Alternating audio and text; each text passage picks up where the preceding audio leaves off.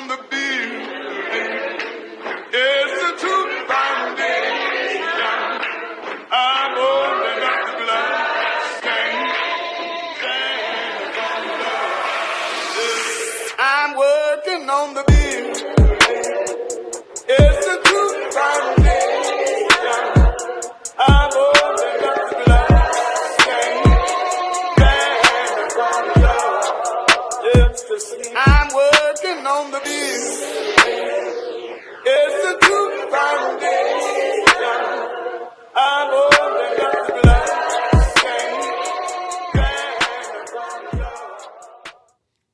Welcome to the Under Construction Podcast. Join us as we discuss various topics meant to challenge your current way of thinking. Today we have part 2 of a great conversation we started on how the wins and losses affect character. But before we get into part 2, let's introduce Cordell. What up? KJ. And I'm T-Dub. So, fellas, we're talking about how wins and losses affect character. I think the next place we're going to go is how do repeated losses affect a person's resilience or identity over time? On me?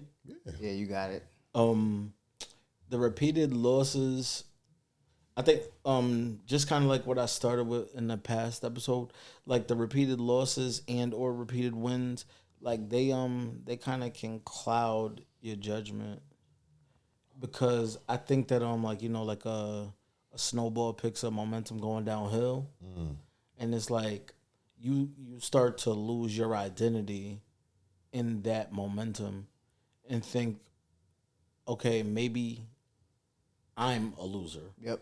Maybe I'm defined by all these losses. Instead of thinking it's a season of loss, you're thinking that's all life is that, because it's happening so much that you're not really believing that there's, you know what I mean? Like it's easy, like, you know, lose your job and then Indeed hits you with like 5 emails of a job in your field that's hiring immediately and need you. You're like, okay, like, you know, whatever. One door closes, another door opens. Like, you know, not saying that's easy, because, you know what I mean? But, you know, if your bread's been in order and you've been saving and, like, no lights go off and no bill, you know what I mean? All the ends keep meeting, and then you just start with a new company and they offer you more money. Oh, man, like, you know, it was a loss, but it was a lesson, and I got something better, and a blessing was there. And that's beautiful. But you know what I mean? Like, say you lose a job and nobody's hiring. Say you lose a job, and then like your family start acting funny because you can't provide, and then you lose your lady. You know what I'm saying? Say you lose a job, and then you have a death in the family, and all this stuff just keeps compiling. It's hard to look around and be like, where is there a win? Yeah. Man, I think there's an important factor that you touched in on that I didn't even think about, and that goes into stewardship. Like, what are you doing to prepare yourself for the losses while you're winning? Or not even while you're winning, just while you're sustaining, while you're maintaining. There's a level of stewardship that is necessary to master the sea when it's not rough, right? They say that you never become a good captain in calm seas, but when you do have calm seas, there's things that you can do. You can make sure that there's the right amount of food on your ship. You know, you can make sure that guys have the right training. You can make sure that your ropes aren't tangled. You can do all of the little things when the sea is calm to make sure that you're prepared in case of the rough seas, right? So I think that's a point that I didn't even really think about when we started this conversation. But there is so much importance in preparing, right? And stewarding and being ready for the unknown, because that happens in life. That's gonna bring us to that other question when we get. Because for sure. Yesterday the sermon was talking about that specific thing. As far as first thing I would say is, why do we go to God only when the losses hit? Right? We should be going to Him during the winning seasons too, right? Because that's gonna build us up for when the losses come. Right? I should be in my word. I should be praying. I should be doing these things even in my winning seasons, right? Yes. And because, as Pastor mentioned yesterday, we should be, what you're putting in, right, is what's going to come out. But if you're not putting God in, when those losses come, what are you going to have to stand on? You know what I mean? You're not going to have anything. And I think it speaks to like if you just think about the human condition, like it's a little easier to develop the habits when you don't have to. Yeah. Like imagine, like, you know, so when you're talking about like reading your word, like, you know, like, yeah, I'm not gonna say we. Yeah. I'll look at the camera and look at myself like it's a mirror. I have to get better at reading my word. And you ain't And alone. you know, if I'm being perfectly honest, it'd be a lot better while I was doing good to just have gotten into the habit of doing it. Because when things are not great, now I gotta learn how to read. And it's hard to then. I gotta learn how to develop the habit of reading the Bible now, while I'm already going through hell. Yep. You know what I mean? Like, and I think we underestimate how much how heavy things are when things are tough. You know what I'm saying? Yeah. Yeah. And it's like, yeah, like if I'm gonna give tough times the full credit they deserve for being as tough as they are, who wants to learn a new skill that's gonna help you get out of the tough time in the middle? Of You might not dealing even with be the able to tough time. comprehend and learn at that time. You know what I mean? Like I'm not even in the learning space. You know what I'm saying? It's like, but you already been working on your health so much. Yeah. So when you had a medical little step back or a little hurdle, it's like, okay, I got to get over the fact that I'm gonna get back into this, but I don't have to learn how to do this. Right. Right. Because just the fact that you would have had to learn how to do it would have been enough to be like, yo, I'm gonna just sit on the couch. Bro, there was still some couch time, trust. For sure. There was still some couch time. But I mean, I think in the midst of all of those situations, easier said than done, but there's always a choice, even in perspective, right? There's always the positive and there's the negative. We could woe is me, or we can figure out a way to get it out the mud. Yeah. You know what I'm saying? Sure. There's a dark season or a heavy season, but there's the mindset of why am I here? I can't believe this is me. Or what do I need to learn from this situation so I never find myself here again, right? And that's a choice on the individual always. Right. And I will challenge myself and the viewers, whoever is looking at this, to try and find the positive in any situation. Yeah. Right. Because that is always going to be a choice. And when you have the choice, you can choose the light or the dark. So you just have to ask yourself a difficult question. If I feed the animal who is, woe is me, I can't believe this happened, I can't believe this situation, I'm never gonna get out of it, what is the benefit of you feeding that animal? On devour you. There's nothing beneficial that I can get from that.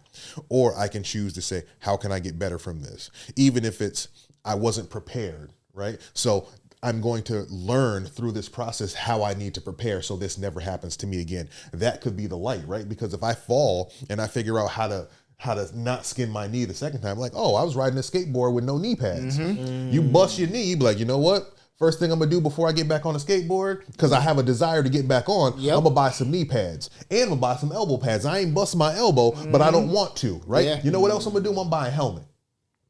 Right? Then you know what I'm saying? So at least I'm protected, right? So I learned from the fall. I busted my knee, you know what I'm saying? I may have had that moment, but I've learned through that process, right? Instead of just be like, oh, now I gotta have surgery. I'm never gonna do this again. If your desire is to do it again, how can I do it better? Yeah. You know what I mean? So there's always something you can glean or learn from those practices. I can't even elaborate on how much you just gave me confirmation on a bunch of stuff just now. But I appreciate you. That's why we're here, man. That's why we're here. There's duality in life, man. There's positive, there's negative. There's light and there's dark, right? So what do you choose, right? Sure. And reading your word, staying prayed up, having accountability partners that speak life into you, and having the ability, something I've learned from C the most, is doing it yourself. Speak life over yourself. It's great if you pray for me. I love that you guys will pray for me, but I have the ability to pray for myself. God has given me the authority to have dominion over my mouth, my words, and my actions. You know what I mean? And that's something that I love about you, because you challenge people, right? And it's not always the most comfortable feeling. Bro, you come up here every week and ask for prayer. How are you praying for yourself? I'm going to be here with you. I will pray with you, but I can no longer pray for you. You have to learn to do it for yourself. That is so powerful, right? But when you're used to somebody giving you a plate of food, you don't want to cook. Nope. Whew. You know what I'm saying? When I can go to Welch and be like, hey man, can I borrow $50? And every time I ask Welch for $50, he's like, hey man, I got it. But you know how Welch got that $50? He had to go to work. Yeah. Hey man, why don't you fill out this application? They got openings at my job. Yep.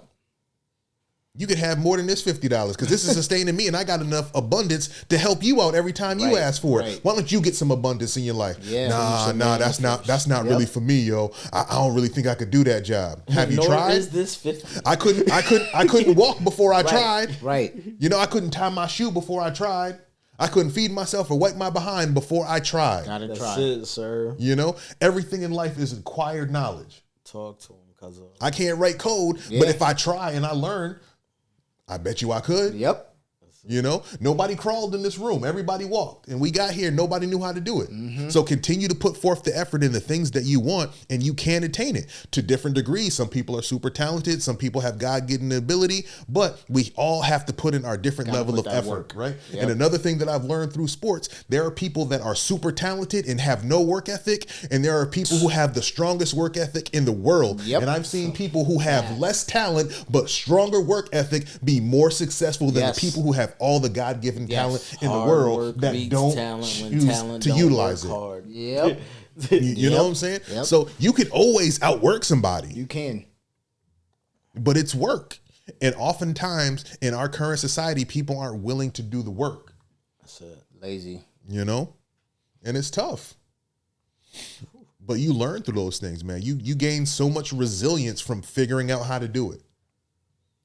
Working through the losses is something that we have to learn how to do, because sometimes the losses, like loss after loss, it puts you in the mindset where you think that when you start working, I'm just gonna lose again. You know what I mean? And It's demoralizing. yeah, it's demoralized. So it's to the point where you're like, I don't even want to do it anymore. You know? And I think that you just gotta fight through it, man. You gotta fight through it, and because I saw, like you said, you got to try to see things from a better perspective. I always use that scripture, all things work together for the good. We always hear it in church, you know what I mean?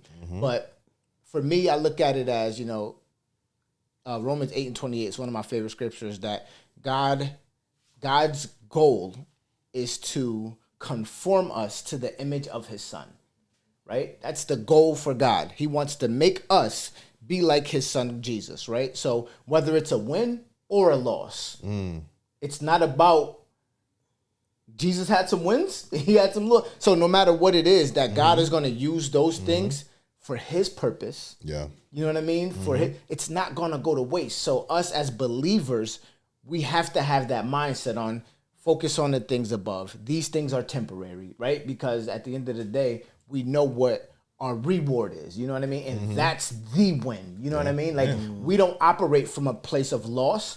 Jesus took the loss for us. It's not going to be easy, right? But the fight is almost fixed. Yeah. You know what I mean? And we just got to continue to go through it, but it ain't easy but at the end of the day, the goal is to conform us to his son. And the Bible is clear that God is the one that's doing the work in us. So are we trusting it? Right. And it ain't easy, right? Nope. No, not at all. I'm not saying it's easy, but Man. That's what we can stand on. Hope. Yeah, man. Some of the things that came to mind when you were talking about like conforming to Christ, in some of his darkest moments, he was the most gracious, right? Judas was bringing people to take him to the cross to keep him get him incarcerated, right? What did he say? Do what you came here to do, Got to do. right? And still called him his friend, right? Right. Tough. On the cross, forgive them, Father, for they know not what they do. Right? Darkest moment. Who has that kind of graciousness, right? But if we can conform ourselves to that space and be that gracious in the mindset of who he is and what he's done for us, man, it changes the game, right? But another point about losses too, man, I think, this is a male-centric podcast.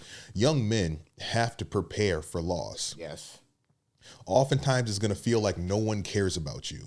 You have to care about yourself. You know what I mean? Anything that you're going to want to do, you have to have the resiliency to continue to try to put an effort in spite of the losses, right? Man, it's it's so challenging to get young people, and especially young men, to understand that there is going to be challenges and there's going to be resistance, but you build yourself through resistance, right? Like, think about going to the gym. The weight is being resisted against your body. Like, it wants to stay on the ground. Gravity is keeping it where it is. You have to move it and lift it. That's resistance, but it makes you stronger. Yep. The same thought process should be in everything you do in life. There should be a way around it. There's going to be a way around it. Over, above, around, through. There's a way to get to your goal, right? But we can't give up at the first sight of struggle. Oh, I didn't get her number. Oh, I'm gonna quit. You're like, bro, you know how many no's I've heard? Yeah. If you stop at the first no, you're gonna be by yourself a long time.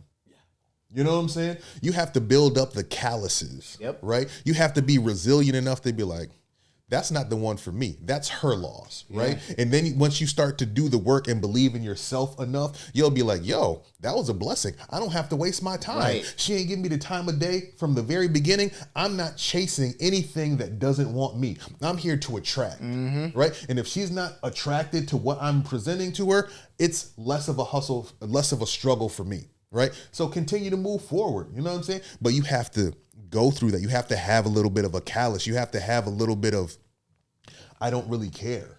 You know what I'm saying? When it comes to that level of resistance, because it's only going to make you better. Yeah. Right? Everyone would love to go to the mall when they're a young man and be like, yo, I talked to 5 girls and got 5 numbers. That ain't how it works, bro. You might get 5 numbers, but you might have to talk to 25 girls. Right? That's a lot of no's, right? Oh man. But if you're outcome driven and your goal is to get 5 yeses, you may have to hear 20 no's to get 5 yeses. Yeah. Are you resilient enough to do that? Yeah. Are you resilient enough to look for a job for a year and get rejected or turned down or said you don't have the skills or you don't have the experience 25 times and be like, you know what? I went on 3 job interviews. I guess I'm just going to hustle and sell drugs like everybody else I know. No. You're building that callus. You're building that resistance to say, in spite of all these no's, I don't have enough experience. How can I get experience? She's never asked me this question before. How can I answer this question better? So when somebody else asks me that question, I have the right answer for it. There's always a way to spin a positive on a negative situation. And that's how you grow and get better and improve. You improve through the losses. That makes me think about times where I had my seasons of debating people about the Bible and stuff like that, where I done got spanked by other religions. I'm like, okay, I got it. Yeah. Time to go back and You do dig in. do the work. Do some more work. Yeah. It made me think about Michael Jordan when he was playing Detroit. They was getting beat by Detroit all the time. What did he do? They said he went in the gym and started, I got to get stronger. Absolutely. I got to get stronger because they beating me up. You know what I Right. mean? And then the next year, Absolutely. he was able to overcome that hurdles. And even with us, man, it's like, I think that we have to look at those losses, like you said. A lot of those losses are actually wins if we have the right mindset. Correct. I think the mentality is the biggest thing, because as we talked about sports and teams, how many times does a team loses? Like, let's say, some teams need to get a loss to let you know y'all not as good as y'all thought y'all was. Right. Go put some more work in. You know what I mean? So, and it's the same thing for us. I think sometimes we need, losing is healthy sometimes. We got to be able to take those losses so that we can grow from it. Let's think of it. It's playoff time, right? Why is it a 7-game series? Right?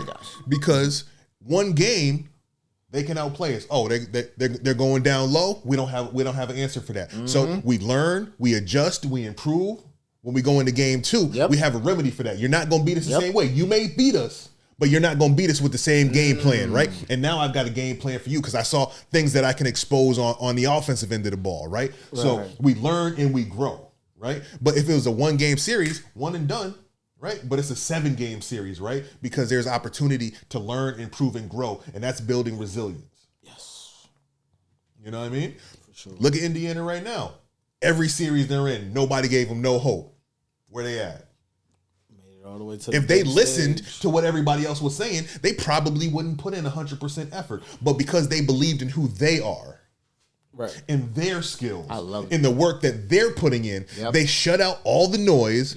When everybody was like, nah, they about to get swept. Oh, they got no choice in this series. They're going to get outmatched. They're going to be outbeat. But what happened? They went in believing in themselves. They took on the challenge, and they've continued to thrive in spite of what people said, right? So for young men, we have to understand that, there's going to be people that aren't on our team, that don't believe in us, that don't see our value. Who cares? He got Brady the most overrated player in the league. Yeah. But I mean, you can go. Let's see what that contract renegotiation look like. Go all the way back to the beginning of the season. They started the season terribly. The beginning of the season was bad. Yeah. So I mean, so when you're talking about like accepting, like you could, like when we were talking about the momentum of losses. Yeah. Like at that point, it's like, should we get in the Cooper Flags for sweepstakes? Yeah. Should we try to tank? See if we could just like go for a better draft pick? Or should we try to win? Like, can we turn this thing around? Right. You know what I mean? Like, everybody doesn't try to turn things around. They allow the momentum of the initial losses to get the best of them. And they'd never think, like, if it was Christmas time and you talked about the Pacers, like, because they didn't start winning until January. If it was Christmas time, you would never say they were going to be in the finals. Right. And here we are. Yeah. Resilience, though. They didn't give up. And I think that's, even in every game, like, they were down. Yeah. But it's still, no matter, until the clock is done, you know what I mean? 48 minutes. And I think that's the mindset we have to have, too. You know, it's not easy, man, but we have to have that mindset. You know what? The clock is ticking. We got to keep fighting. You know what I mean? No matter what. As long as we got time on the clock left, it's never too late. In any aspect in life. You know, you have relationships that, father-sons relationships that have not been mended. You know what I mean? But if y'all both alive, you still got time to make things right. Not saying it's going to be perfect, but you can make some things right. You know what I mean? So everything don't have to be a loss, you know? Definitely, I believe mindset has a lot to do with how you respond to losses and wins, right? We never want to get too high, right? We're never as great as we think we are in a win, right? But we're never as low as we think we are in a loss as well. And if we can look for those moments to glean how we can improve and get better in everything, even in a win, we gotta watch tape and go back and see how we could have done something better, right? Were we not rebounding enough? Were we not blocking enough? Were we not putting in effort, right? We're not going for loose balls. There's always something that you can improve upon, right? But you have to have the mindset to say, even in a win, what can I look to improve, right? And I think that's important because if you're too arrogant in winning, you're building up to a future loss. Like, you know, like... That's valuable. You know, I'm just looking, like, we went back to the sports example, like, you know what I mean? Like, I look at my Celtics and be like, you know, last year you win. But it's like, you don't play with the same level of intensity to be able to continue to be who you were at that point. Right. And it's like, if you don't learn from that and continue to improve on the design, find yourself on the outside of the show. Yeah. And that could be just like with any of us, with any skills that we develop in a professional or in a business. Like, you know what I mean? Like, you be good at something, and it's like, if you don't continue to get better, then everybody that's fighting from behind them find themselves in front of you. Yeah. So what do you guys think about the opposite of it? What's that? The wins. Win after win after win, because we talked about loss after loss after loss. How does the winning aspect of it? When you have you ever been in the season of you feeling like, you know what I mean, win. And I think that's what I was getting at about being distract. Like, it'll distract you. Like, you know what I mean. Like, I think when you're not seeing the success, it's easy to be like, if you're a goal oriented person. And you have the resilience, it's easy to say, okay, I've yet to reach my desired result. So, of course, I got to keep learning. I got to keep looking for a solution, because the fact that I have not won is a problem. Right. But when you win, it's easier to not, like, you know, it's like, bro, if you got abs right now and your shoulders the way you were saying, and you sculpting yourself and all that, like, yeah, you know what? Let's have a piece of cake. Let's not go do all those sets in the morning. Right. I like that. Like, I don't need it. Yeah. Like, you know what I'm saying? Like, if you looking in the mirror and you walking past and you're not happy, and you're like, yo, I really see what I want to be. Yeah. It's easy to push yourself and be like, yo, I got to get to the point that the mirror looks how I want it to look. Yeah. But when the mirror already looks that way, Where's the Slack motivation? off. Yeah, You already won. That You can fall mindset. into complacency. You already won. Yeah, Right. so you got to keep. So complacency is the danger. Yeah. I like that because I experienced that. There was a time, I would say about 3 years ago, I was looking. I'm like, okay, looking good. Next thing you know, stop going. And I don't even know how I got there. You know what I mean? It was like one day missing. Next thing you know, I'm like, oh, I'm good. I don't want to go. I'm good. Next thing you know, I got a little gut. I'm like, uh-oh. You know what I mean? But I think it's the same thing with the word of God also and in church, right? We get to a place where I've been reading the word and I've heard these scriptures over and over again. Why do I got to keep studying? Why do I got to keep, you know what I mean? But it's to the point because I need that word because it's the food that I need to live. It's not about how much I know here, but I need it in order to live. This is like natural food. And if we're not feeding it, there is a point where you forget the things. And when opposition comes, you're starving. How can you even fight on an empty stomach? You can't. You know what I mean? You can't fight on an empty stomach. So it's important to make sure you're staying in that place to make sure that the word is filled in you, so that when these adversities come, and I'm not saying that's the magic potion. You know what I mean? But what it does, it prepares us spiritually in a supernatural way. That the Bible talks about the word is living, breathing. You know what I mean? It's not just any book, you know what I mean? But it's life for us as believers. So you can't get to the point where we're just like, yeah, I'm good. I read it. I know how to do. I know what's in it. You know what I mean? But it's not about that. It's having that mentality of I need it. Yeah. And I think the way to avoid spiritual complacency is to shift your focus, right? If you've just been reading and studying to the point that you have such a sound grasp of that knowledge, I think the next phase of that is when you go into teaching or instructing or discipling, right? Because now you've got the basis for being a good teacher. Yeah. To have people under you to learn and to say, hey, this is how I got here, right? Because if you're learning and reading, that shouldn't just be something that you experience. That should be something that exudes in your person.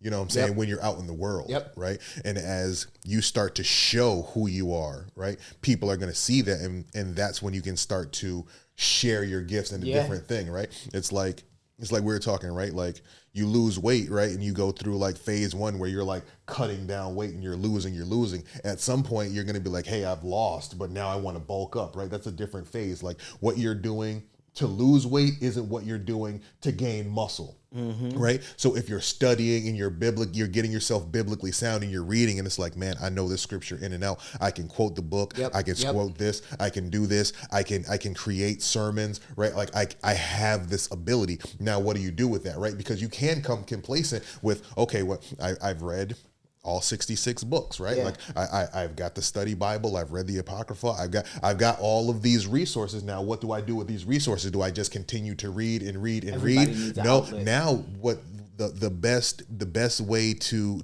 go about that now is to become the teacher, right? Now I have the information, right? Like when you have those like debates that you were talking about, now it's like, oh, I wasn't struggling with those debates. Now I crush those debates, right? Like now I and I'm not doing it to crush or to win, but I'm just saying I understand it so well now that I can come from a different angle and people are like, oh, okay, so now you're challenging me in the way I was when I was early in my walk.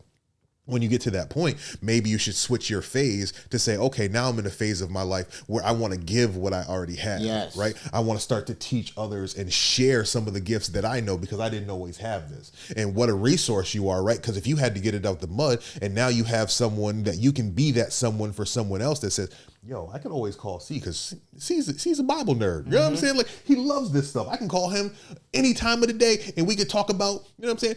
Give me something out of Ecclesiastes. What you want to know? That's my book. I love that book. You know what I'm saying? But don't forget about Hebrews because this references this. Right? Then you're like, oh man, I ain't never read Hebrews. Bro, you got to get in your word. Right? So this is what we're going to do. So now we're going to jump over here and we're going to do this. And I want you to give me back what you got from that. And then we're going to continue this. And then you go to work and you're like, yo, My man was just telling me about Hebrews. You ever read Hebrews? Nah, I ain't. Okay, so I was talking to my man at work about this. You know what I'm saying? So now we're spreading and we're teaching and we're learning and we're building a community, right? Yep, and we said the church is one body, It is. right? So that's how we continue to build. So we don't just keep our gifts and hoard them, right? We start to share those things and we give them back freely and willing. Because what was Jesus, right? He was a teacher. Yeah. Yes, sir. Right? The rabbi. He was a teacher. So, you know, we get enough information so that we can now dispel the information to others and, you know what I'm saying, bring more people along with it. Man. Wrap it up. That's That's the all, mic man. drop. That might the mic drop. Hey man, I love it. I love it. I love these conversations, man. I enjoy building with you guys. It's always a pleasure to share time and space Yes. with like-minded individuals, man. And we're going to continue to do this right here on this platform. Like, comment, share, subscribe. If you guys have anything that you'd like to add to the conversation, if you feel like we're missing components or we're leaving anything out, make sure to hit us down in the chat. Yeah. Let's keep this conversation going throughout the week, and then we'll be back. And as we always say on this pod, continue the building. I'm working on the bill.